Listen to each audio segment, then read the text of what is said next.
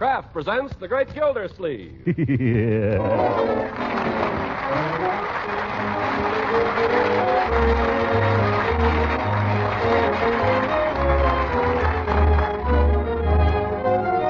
Kraft Cheese Company will also bring you Bing Crosby every Thursday night. Present each week at this time Harold Perry as The Great Gildersleeve, written by John Wheaton and Sam Moore.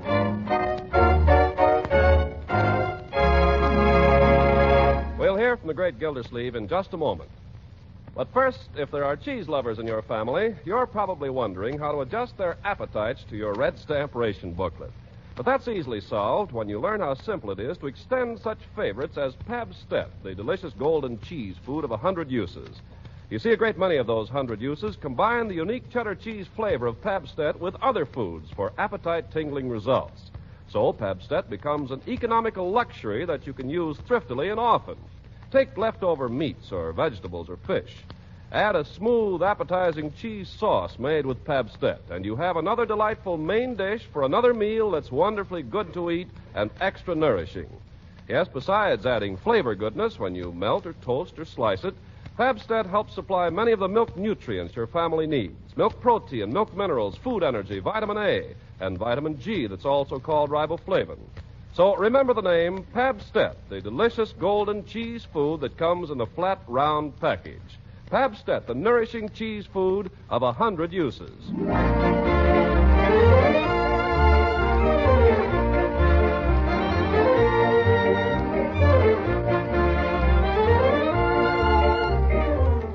Now on to Summerfield and the Great Gildersleeve. It's spring in Summerfield. Lovely, lovely spring. You can feel it in the first warm rays of the sun slanting across the backyard.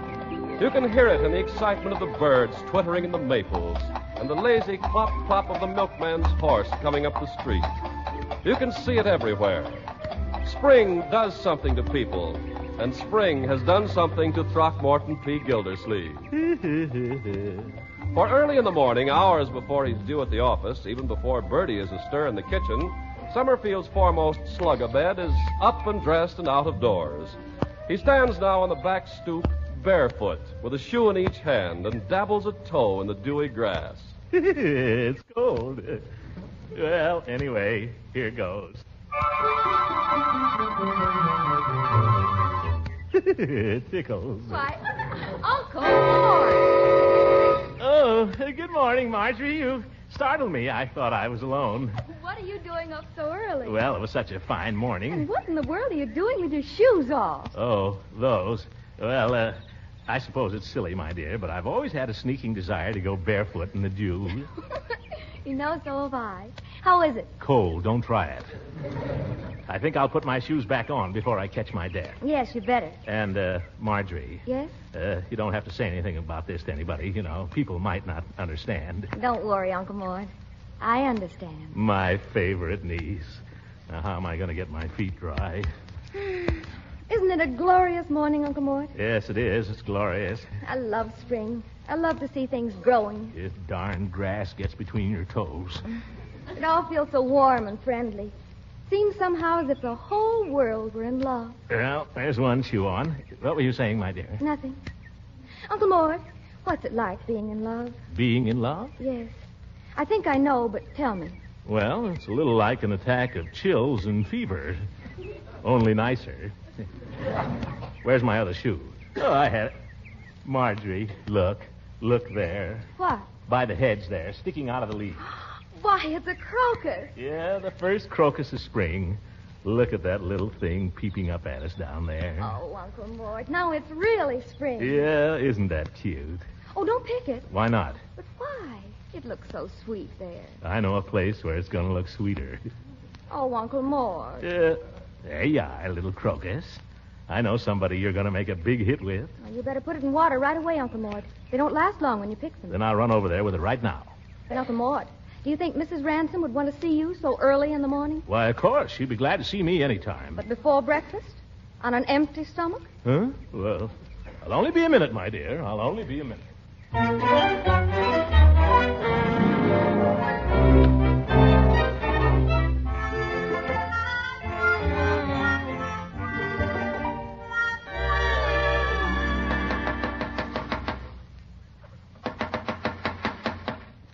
that's funny. She must be here. Here comes my beautiful angel. Hello, Leela. Throckmorton, what on earth are you doing here at this hour in the morning? I've got something for you. Guess what? Oh, this is no time for guessing games, Throckmorton. You woke me up. But, Leela, it's 7 o'clock and it's spring. Spring? Yes. Doesn't spring mean anything to you? Not at this hour in the morning. Please go home, Throckmorton. Oh, look what I brought you, Leela. The first crocus.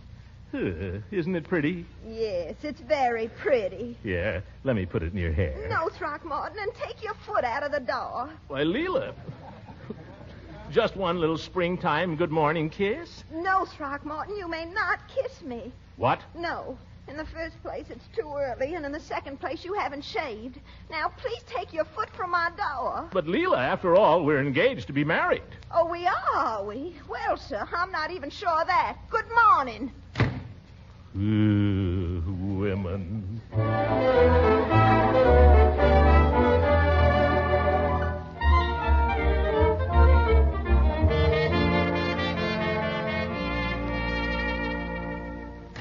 Is that you, Uncle Mort? Yes, my dear, it's me. Come on in. We have company for breakfast. Company? Oh, so it's you, hooker. Old goat, what are you laughing at? You look so darn silly with that crocus in your hand. Crocus? Oh, yes, I just picked it out in the garden. That's funny. When I came past Leela Ransom's house a moment ago, I could have sworn that you were trying to give that crocus away. No, see here, hooker.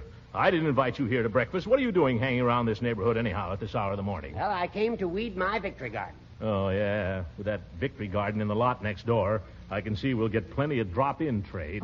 Have some breakfast, Uncle Mort. Maybe it'll cheer you up. I'll try it. Bertie. Yes, Mr. Gildersleeve. Morning, sir. Good morning. Put this crocus in water, please, and then bring me 2 3-minute eggs, half a grapefruit, and plenty of toast and coffee. Yes, sir. Oh, Bertie, Yes, Judge? seeing as how it's such a nice day, you can give Mr. Gildersleeve a few of those little sausages that I brought over here. Yes, sir.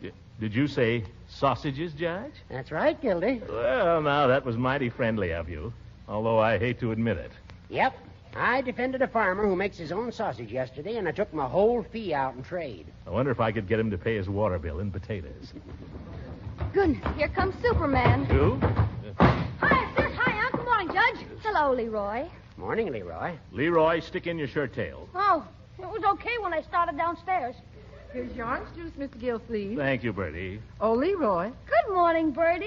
don't soft soap me. Was you in my cake box last night? Why, no, Bertie. Now, Leroy? No, honest, I wasn't. Oh, Leroy, nobody's going to hang you. Why don't you own up? Oh, because I never touched the darn cake. Wait a minute. What is all this? It's a case of the people versus Leroy, Throckmorton. The charge is larceny of a piece of cake. Oh, cake? Bertie, it's just possible I took a piece of cake last night. You say it's possible, Mr. Gildersleeve? Yes. That's good enough for me. Case dismissed. Hang the jury in habeas corpus. Bertie, you could very easily become a lawyer. Don't go putting ideas into her head, Judge. She's a good cook. Get those sausages, will you, Bertie? I can smell them from here, and they're ready. Yeah, Mr. Gildersleeve, you're right. Them sausages has reached that 0 hour. Yeah. Then bring them on. A plate of sausages, a nice 2-hour nap, and I'll be ready to go to the office.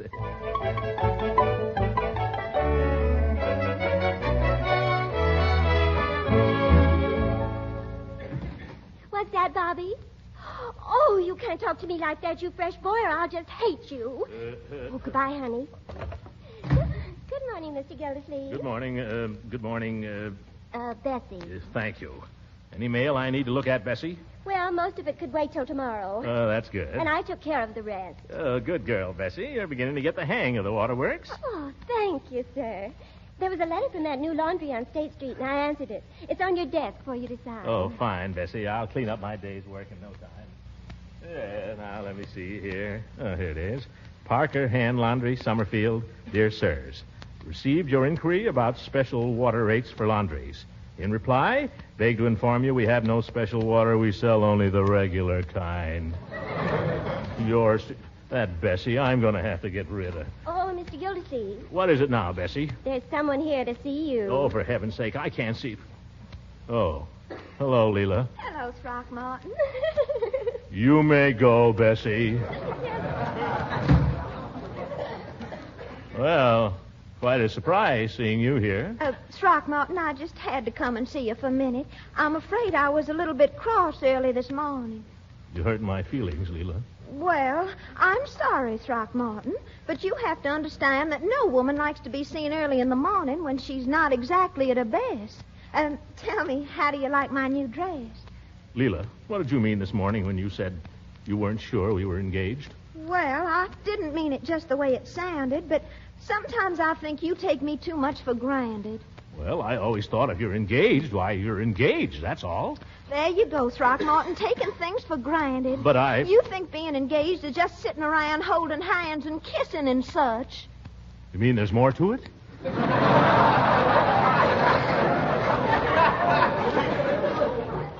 Of course there is. Our engagement should be a preparation for our life together, while we should be spending this time trying to develop some interests in common, things we like to do together. Well, I like to... No, I mean besides kissing. I mean things we're both interested in, things we like to talk about, worthwhile things like world affairs and current events and all. Leela, when I'm with you, I can't think about worthwhile things. But you must try, dear. If we're going to be happy later, we must learn to be friends now. Well, I'm willing to try if you want to. Friends. Let's start now, then. How about a nice lunch with me at Dabney's Grill? We can get a booth. Oh, I can't possibly, Throckmorton. I'm having lunch with Marie King at the Woman's Exchange, and afterward we're going to the Red Cross. Oh, gracious, I'm late now. I must fly. But, Leela... Goodbye, Throckmorton, and you think about what I said now like a goodbye. Goodbye. Good. Women. There were no such a thing as women. This world would be a lot better place. Yeah, but who'd want to live in it? I'm going to lunch.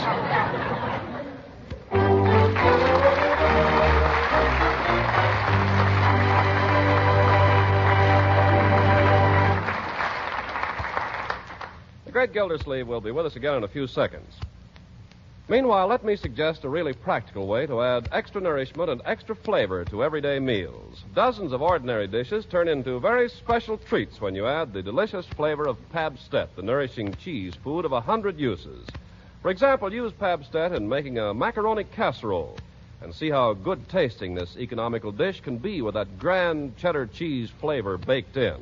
Or melt Pabstet into a smooth cheese sauce and see how it transforms leftovers of meat or fish into exciting main dishes for the next meal and makes even the plainest of vegetables wonderfully appetizing.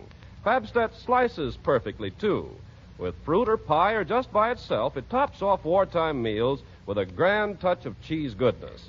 Yes, for real flavor and for some of the vitamins and minerals your family needs, ask your dealer for Pabstet. He may not always have it on hand because so much of the nation's dairy foods are going to war that supplies sometimes run low. But watch for economical Pabstet. Buy it when you can. Pabstet, the delicious cheese food of 100 uses.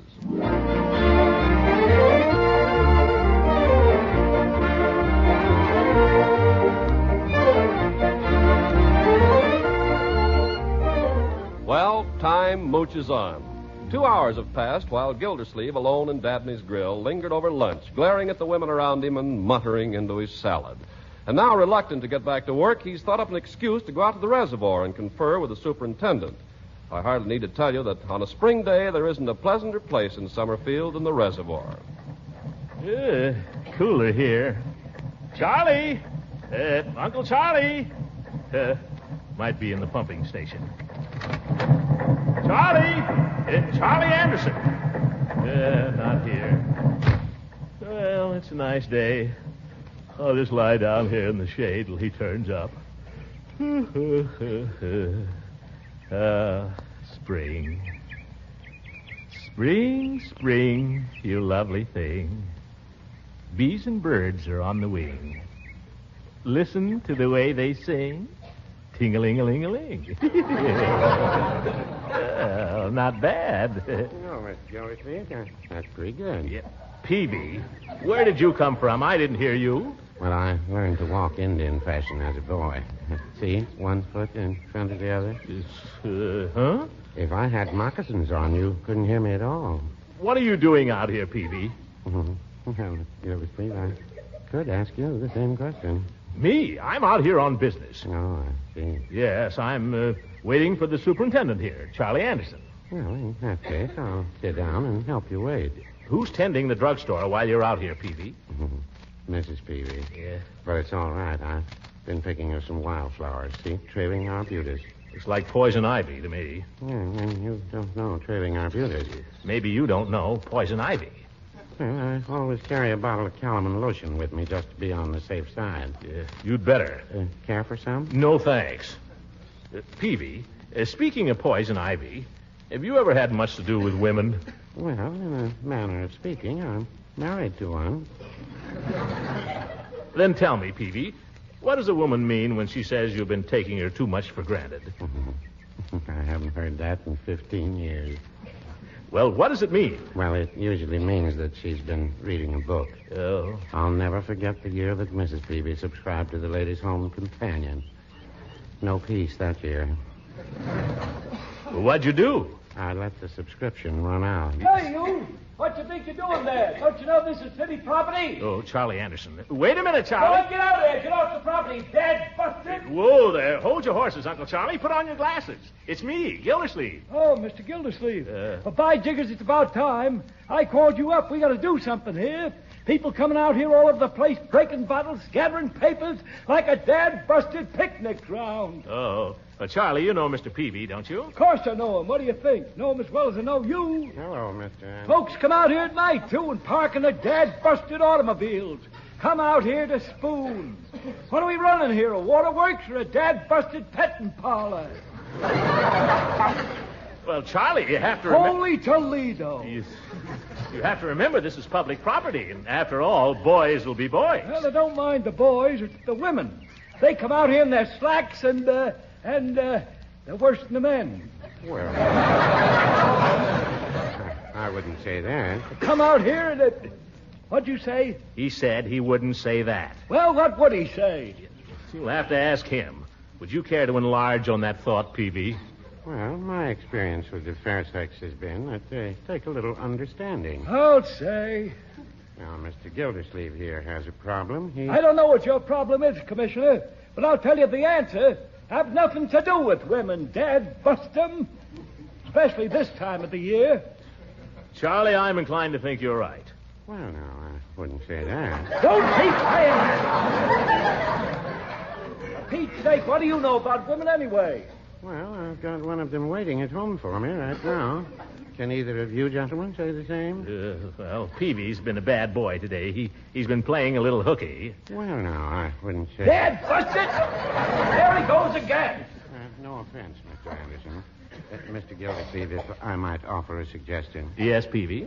Have you tried taking your lady friend a posy? They're usually well received. I took her a posy. That's what started all the trouble. What did? What did you take her? A dad-busted crocus.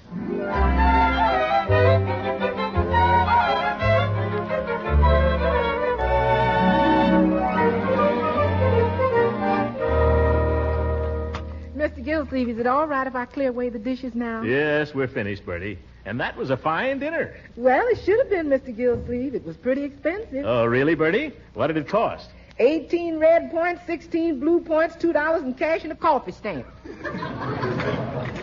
Well, Leroy, go get me a cigar, will you, in the den. Okay, Unc. And stick your shirt tail in. Is that out again? Well, Marjorie, I suppose Ben will be coming over this evening. How did you guess? We going over to Mrs. Ransom's? Well, I don't know, my dear. I'm not sure I want to. Why, what's wrong? Oh, nothing, really. I told you this morning not to go rushing over there at the crack of dawn. Well, she wants me to talk about foreign affairs or something. I don't know what she wants. Worthwhile conversation and all that kind of stuff. Well, why don't you do it? Me talk about foreign affairs? Well, you wouldn't have to talk about them very long. Huh? I don't understand. You will. You just try it. Take your cigar, Unc. I bit the end off for you. Oh, perhaps you'll be good enough to smoke it for me. Yeah, sure. You got a light? Yep. I'm fooling. Give it to me. Hey, Unc, have you got a minute? What do you mean, have I got a minute? Well, I'd like to discuss something with you. All right, my boy, let's discuss it. Privately, I'd like to discuss it with you alone. What's this all about? I don't know. Will you excuse us, my dear? Just step into the den here, Leroy. Thanks, Unc. Now, what's on your mind, young man? Unc, could I have 53 cents to go to the movies? I thought movies cost 35 cents. Well, you see, I'm going with Piggy. We're each going to buy our own tickets. That's 35. Yes? And then we're each going to pay for half of the other ticket. What other ticket? Well, we have to have another ticket. Why? Well, we're taking somebody. Who? Who are you taking who can't pay for his own ticket? Well, we're taking a girl. A girl, huh? Yeah, Janie Owen. You too, Leroy. Well, I suppose it was bound to come. Here's $1. Maybe she likes sodas. Ah, thanks, Unc. Gee, you're swell. Unc, one more thing. Now what? Don't say anything about this to Marge. Marge? Why not? Because I'd just die if she found out, Unc. Honest, I'd just die. All right, my boy. I won't say anything to your sister. Thanks. Well, I gotta go. Leroy. I know. Stick my shirt tail in. Hiya, Ben. When did you blow in? So long, Marge. So long, everybody. Well, he was in a hurry. Evening, Mr. Gildersleeve. Oh, hello, Ben. Won't you take the sofa? Oh, no. Sit still, you two. Sit still. I can sit over here if I want to. We were going out anyway, weren't we, Ben? Huh? Oh, sure. Anything you say, Marge. We thought maybe we'd go to the movies or something. Yeah, we just thought we'd go to the movies. Now, don't let me drive you out of here. I'll go into my den or someplace. Oh, now, we don't want you to do that, Mr. Gildersleeve. Ben. Stick around. We weren't going to do anything. Well, I may go out. I haven't decided. Don't let me get in your way. Oh, you wouldn't. Ben, let Uncle Mort do what he wants. If he wants to go in his den, let him go in his den. If he wants to go out, let him go out. All right, my dear, I'll go. I know you young people want to be together. Oh, honest, Mr. Gildersleeve. Ben! Yes, I think Ben wants to be alone. I'll go and look into the international situation next door.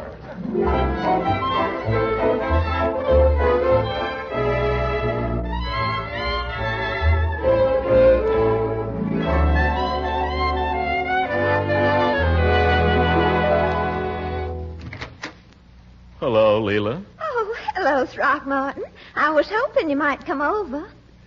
You were? Yes. Come into the parlor, won't you? All right. What do you think I did after I got through with the Red Cross this afternoon? What? I took a walk out south of town. You know that big tall hill just before you get to the Mansfield Road? Well, I climbed up there all by myself, and I lay there in the grass and just let the spring breeze blow through my hair. I could just feel spring all over me. Leela, the Allied forces in North Africa made definite progress today.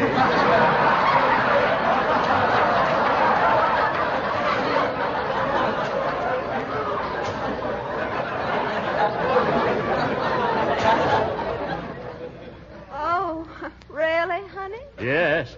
You know what I think? What, Throckmorton? Well, this is just my personal analysis, of course. But after the Allies take Africa, I wouldn't be surprised if they'd use it as a base to attack Europe.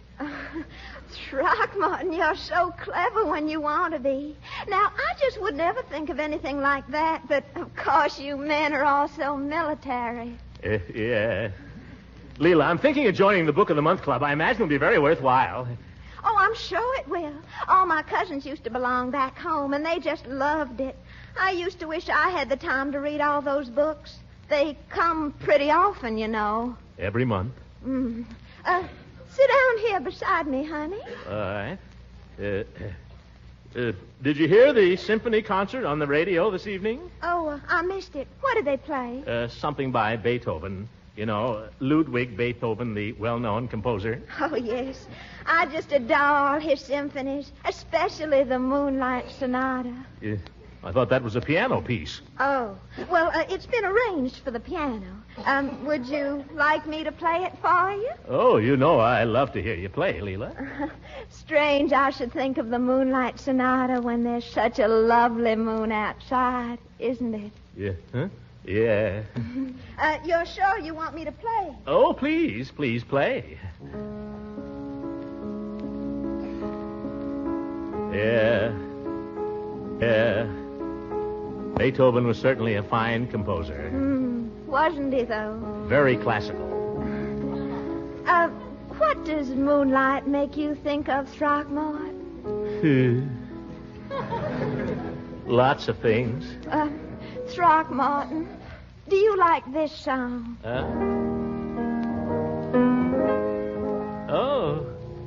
Moonlight Becomes You. I just love it when Bing Crosby sings this. Oh. Bing Crosby, huh? Moonlight becomes you. It goes with your hair. You'll certainly know the right thing to wear.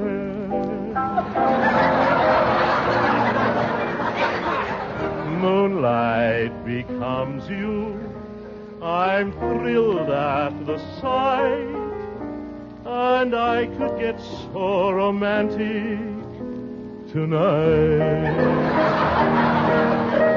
You're all dressed up to go dreaming. Now don't tell me I'm wrong. And what a night to go dreaming. Mind if I tag along? If I say I love you, I want you to know it's not just because there's moonlight, although moonlight becomes you so. Leela.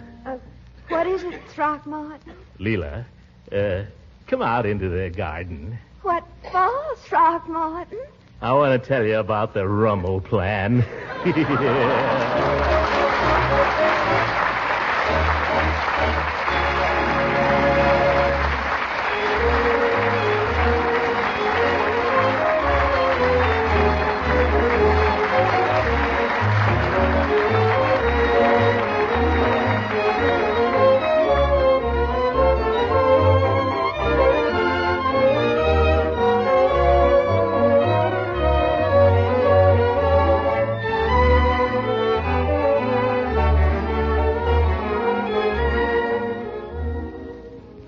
Well, Leroy, did you and Piggy have a good time at the movies with your girl? No, not very. Yeah.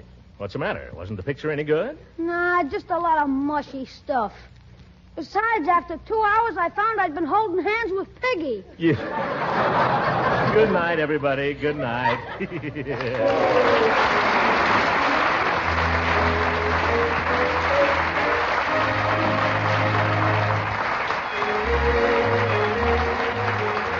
Music on this program was under the direction of Claude Sweeten. This is Ken Carpenter speaking for the Kraft Cheese Company and inviting you to listen in again next week for the further adventures of the great Gildersleeve.